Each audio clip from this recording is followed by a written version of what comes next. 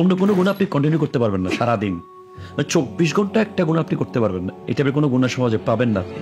কিন্তু একটা গুণা যেটা 24 ঘন্টা হয়, এই মেসেজ দিয়েছে, এই রিপ্লাই দিলেন, এই কল করলেন, সে কি খাইছে, কোথায় যাচ্ছে, কি করতেছে, 24 ঘন্টা আপনার মাইন্ড টোটাল ওখানে।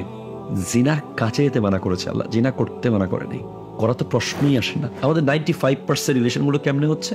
হয়তো মেসেঞ্জারে হচ্ছে, হয়তো হোয়াটসঅ্যাপে হচ্ছে, হয়তো ইউটিউবে বা টিকটকে একটা মেয়েকে দেখেছে, তার জন্য আসক্ত হয়ে গেছে, সে রিলেশনে জড়িয়ে গেছে। এক সময় যদি সে পরিবারের অবাধ্য হয়ে জোর করে পালিয়ে যে কোনো মূল্য ওই মেয়েকে শাদী করলো, 3টা জিনিস তার লাইফে আসবে। মোহতারাম, আমরা জানি ইসলামে একজন নারী এবং পুরুষের বিবাহ বহির্ভূত সম্পর্ক সম্পূর্ণরূপে হারাম। হারাম, বেশক। কিন্তু আমরা দেখতে পাচ্ছি বর্তমান সময়ে অ্যাবাউট 90% মুসলিম যুবক যুবতী তারা এই হারাম রিলেশনের সাথে জড়িত। আপনি দেখুন, এই হারাম রিলেশনশিপটাকে অন্য কোনোভাবে সহজ করে অন্য কোনো পন্থায় কিন্তু হালাল করা বা হালালের কাছাকাছি নিয়ে যাওয়া কখনো কিন্তু সম্ভব না। তো এই জঘন্য একটা হারাম রিলেশনশিপকে, হারাম একটা কাজকে আমরা খুব সহজভাবে নিয়েছি বর্তমানে। জিনা কোনো গুনাহের কাজই মনে করা হচ্ছে না। আসলে এটা কেন হচ্ছে, বা আমাদের লাইফে এটা কোন ধরনের ক্ষতিকর প্রভাব ফেলছে? এ ব্যাপারে অনেকগুলো কথা বলার আছে। এটা একটা লম্বা বিষয়। এটা একটা ভয়ঙ্কর ভাইরাস বর্তমান সমাজের জন্য। তো আমি 3টা পয়েন্টে এই কথাটা বলতে চাই। তার মধ্যে একটা পয়েন্ট হচ্ছে, আমাদের বর্তমান সমাজ বিয়েকে কঠিন করে দিয়েছে। বিয়েকে কঠিন করে দেওয়ার কারণে অসংখ্য হারাম রিলেশন নিয়মিত তৈরি হচ্ছে, 1। 2 নম্বর পয়েন্ট হচ্ছে, আমাদের সমাজে যেটা হচ্ছে, মানুষ দিন দিন বন্ধুত্বহীন হয়ে যাচ্ছে। যে বাবা মা সাথে যে একটা ফ্রেন্ডশিপ থাকা দরকার সন্তানের আদবের ভেতরে, এটা প্রতিনিয়ত লোপ পাচ্ছে। ভাই বোনের বন্ডিং কমে গেছে, ভাই ভাইয়ের বন্ডিং কমে গেছে। বন্ধুদের সাথে যে ভালো ভালো বন্ধুদের সাথে কথা বলা, সময় কাটানো, এই জিনিসটা কমে গেছে। কেন? এগুলো কমে যাওয়ার কারণ কি? সোশ্যাল মিডিয়া, অনলাইন, স্মার্টফোন, স্ক্রিনের প্রতি যে আসক্তি। এটার কারণে ঘন্টার পর ঘন্টা একটা মানুষ তাকিয়ে আছে। অথচ এই মুহূর্তগুলো যদি সে তার বাবা মার সাথে কাটাতো, তাহলে তার মধ্যে একটা মানসিক প্রশান্তি আসতো এবং সে অন্য কোথাও মনের প্রশান্তি খুঁজতে যেত না। সে যখন অনলাইনে, স্ক্রিনে, সোশ্যাল মিডিয়ায় আসক্ত হতে হতে একসময় সে এক্সট্রিম লেভেলে যখন পৌঁছে যায়, তখন তার হরমোনাল একটা চেঞ্জিং আসে এবং অটোমেটিক্যালি সে তখন একটা জায়গায় গিয়ে প্রশান্তি খুঁজতে চায়। কারণ তার বাবা মা তার কাছে বিরক্তির কারণ হয়ে গেছে এখন, কারণ তারা সারাক্ষণ তাকে নিষেধ করে। তার ভালো বন্ধুরা বিরক্তির কারণ হয়ে গেছে। এখন ওই সময় সে প্রশান্তিটা খুঁজতে যায় একটা বেগানা মেয়ের কাছে। কারণ সে বাবা মার সাথে সম্পর্ক করতে হবে, তাকে ডাইনিং টেবিলে গিয়ে বসতে হবে, একসাথে খেতে হবে, বাবা মার বিছানায় গিয়ে বসতে হবে, বাবা মার পাশে সময় স্পেন্ড করতে হবে, বন্ধু বান্ধবের সাথে সময় কাটালে ভালো বন্ধুদের সাথে মসজিদে যেতে হবে, তাদের সাথে ভালো ভালো প্রোগ্রামে অ্যাটেন্ড করতে হবে। কিন্তু সে মোবাইলের ভিতরেই গার্লফ্রেন্ড পেয়ে গেছে। ওই স্ক্রিনের ভিতরেই সে তার কাঙ্ক্ষিত প্রশান্তির জায়গাটা সে পেয়ে যাচ্ছে। আমাদের 95% রিলেশনগুলো কেমনে হচ্ছে? হয়তো মেসেঞ্জারে হচ্ছে, হয়তো হোয়াটসঅ্যাপে হচ্ছে, হয়তো ইউটিউবে বা টিকটকে একটা মেয়েকে দেখেছে, সে তার জন্য আসক্ত হয়ে গেছে, সে রিলেশনে জড়িয়ে গেছে। যেখানে ইসলাম বলছে লা তাকরাবুজ জিনা, তুমি জেনার কাছে যেও না। আপনি এই জায়গাটা খেয়াল করুন, জিনার কাছে যেতে মানা করেছে আল্লাহ, জিনা করতে মানা করেনি। করা তো প্রশ্নই আসে না, প্রশ্ন আসে না। যেখানে কাছে যাওয়া নিষেধ। কাছে যাওয়া নিষেধ। কাছে যাওয়া কি? একটা মেয়ের দিকে তাকানো, জিনার কাছে যাওয়া। জিনের কাছে, ওই খেয়ালে, চোখের জিনা। চোখের জিনা। একটা মেয়ের দিকে ওই ওই ওই খেয়ালে ফোন কর, জিনার কাছে যাওয়া। মেসেজ পাঠানো, জিনার কাছে যাওয়া।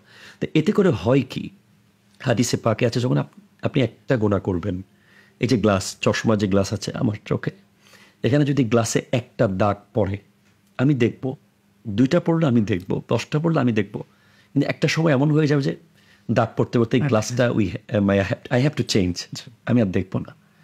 তো জিনা, বেগানা নারীর সাথে সম্পর্ক, এটা এমন লেভেলের গুনাহ যেটা যেটা কন্টিনিউ হচ্ছে। অন্য কোনো গুনাহ আপনি কন্টিনিউ করতে পারবেন না সারাদিন। 24 ঘন্টা একটা গুনাহ আপনি করতে পারবেন না। এই টাইপের কোনো গুনাহ সমাজে পাবেন না আপনি। কিন্তু একটা গুনাহ যেটা 24 ঘন্টা হয়।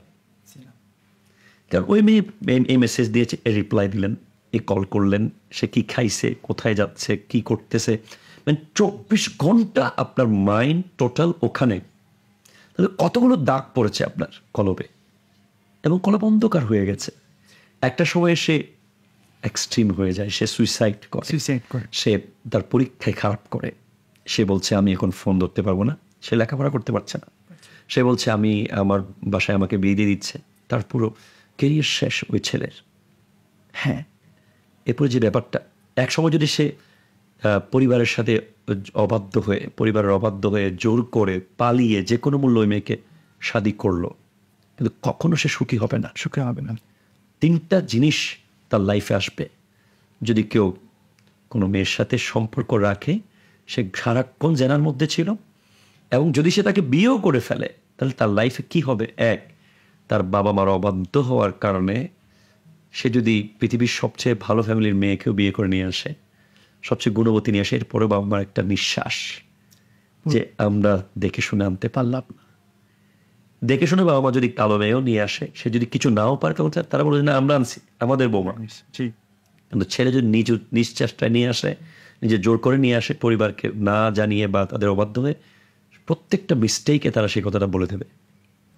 2, সে কখনো স্বামীর সম্মান পাবে না যে আগে 1 বছর 2 বছর 5 বছর সম্পর্ক করার পরে বিয়ে করেছে, কারণ তার আপাদে মস্তক ওই মেয়ে জেনে গেছে। নতুন করে যে রেসপেক্ট তৈরি করবে তার প্রতি, তাকে যে শ্রদ্ধার জায়গায় রাখবে, সেটা তার আসবে না। কারণ অনেক সময় কথার ফাঁকে সে তুইও বলে ফেলেছে, অনেক সময় তার ওই ছেলেটা তার মনের কথা সব খুলে কান্নাকাটি করে বলে দিয়েছে, তাদের মধ্যে একটা রেসপেক্টের জায়গাটা নাই আর। 3, ভবিষ্যৎ প্রজন্ম যখন আসবে, তখন তারা যে রিলেশনে ছিল, তারা যে অবাধ্য হয়েছে, এই বিষয়গুলো মানুষ ভুলবে না।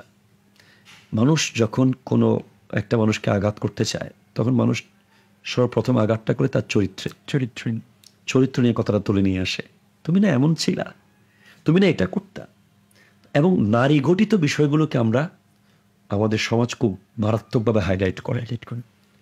অন্য কোনো জায়গায় টাচ করলে ওইটা একদিন পর মুছে যায় বা এটা এত কষ্ট হয় না, কিন্তু কোন নারী সংক্রান্ত বিষয় যদি আপনি সামনে নিয়ে আসেন, এটা তাকে খুব বেশি খারাপভাবে সমাজে এটা তাকে শো করতে পারে। সেজন্য আমি বলবো, ভাই বোন যারা আমার বক্তব্য শুনছেন, আজকের এই আমাদের আয়োজন দেখছেন, প্লিজ লিভ বিহাইন্ড, এখনই ফিরে আসুন, ত্যাগ করুন। আপনার জন্য যথাযথ রিজিক আল্লাহ রেখেছে।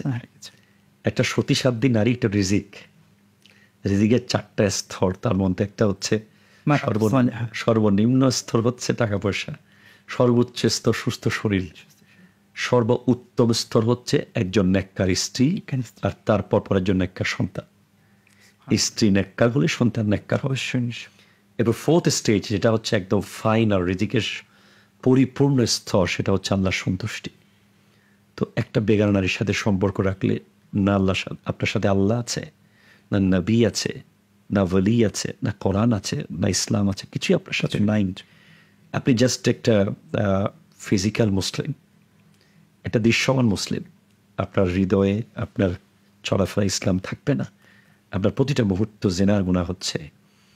এটা ভয়ঙ্কর শাস্তি রয়েছে, অনেক কঠিন শাস্তি আখিরাতে রয়েছে, এবং আপনার কলব নষ্ট হয়ে যাবে, আল্লাহর সাথে আপনার দূরত্ব বেড়ে যাবে। সামান্য দুনিয়ার কয়দিনের জন্য আমরা এসেছি, আমরা এই বিষয়টা আল্লাহর উপরে ছেড়ে দিই। আমরা যদি আমাদের মানসিক প্রশান্তি খুঁজতে চাই, আমরা আমাদের তাকওয়াবান বন্ধুদের কাছে যাই, যেন নামাজের দিকে ডাকে, অবশ্যই আমাদের মুত্তাকি উস্তাদদের সোহবতে যাই। এবং এটি প্রতিষ্ঠিত কথা যে কোনো নারীর কাছে দেখলে বা কোনো নারীকে দেখলে, কোনো নারীর কাছে গেলে, বেগানা নারী, বিবাহ বহির্ভূত সম্পর্ক, তার কাছে কখনো মানসিক শান্তি খুঁজে পাওয়া যায় না। খোঁজাটা হচ্ছে হারাম একটা। এবং আরেকটা বিষয় আমি একটা মনে পড়েছে, যে একটা হাদিস আমি পেয়েছি, রাসূল সাল্লাল্লাহু আলাইহি ওয়াসাল্লাম বলতে লাগলেন, আইনানে লা তামাসসুহুমান নার, আইনুন বাকাত মিন খাশিয়াতিল্লাহ ও আইনুন বাতাত তাহরুসু ফি সাবিলিল্লাহ। 2 ধরনের চোখ আছে যেগুলো কখনো জাহান্নামে যাবে না, জাহান্নাম টাচ করবে না। একটা হলো যে চোখ আল্লাহর ভয়ে কাঁদে। একটা মানুষ যখন বেগানার সাথে সম্পর্ক রাখবে, তার চোখে কখনো আল্লাহর ভয়ে পানি আসবে না। কারণ তার পানিটা ডাইভার্ট হয়ে গেছে, তার কলব অন্ধকার হয়ে গেছে, যে পানি আসার যে সুইচ বোর্ড, ওটা পুরো নষ্ট হয়ে গেছে, পানি আসবে না। আর 2 নম্বর চোখ হচ্ছে যেই চোখ আল্লাহর রাস্তায় পাহারা দেয়। একটা মানুষ যখন বেগানার সাথে সম্পর্ক রাখবে, মসজিদ তার ভালো লাগবে না, মাদ্রাসা তার পছন্দ হবে না, কোরআনের আয়াত তার ভালো লাগবে না, এবং জিহাদের মাঠ তার ভালো লাগবে না, আল্লাহর রাস্তাগুলো তার ভালো লাগবে না। তিন, অন্য এক হাদিসে নবীজি তৃতীয় নম্বর আরেকটি চোখের কথা বলেছেন, যেই চোখ কোনো বেগানাকে দেখলে জাস্ট নিচের দিকে তাকায়, ওই চোখ কখনো জাহান্নামে যাবে না। আল্লাহ পাক বোঝার তৌফিক দান করুক।